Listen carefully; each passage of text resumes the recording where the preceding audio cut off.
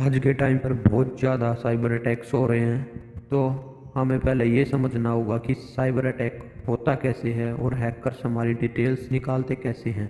तो उसके लिए मैं ट्यूटोरियल्स ला रहा हूँ। हे फ्रेंड्स, मैं बहुत जल्द हैकिंग से रिलेटेड वीडियो ट्यूटोरियल्स ला रहा हूँ सभी के लिए फ्री में। तो subscribe my channel and keep supporting.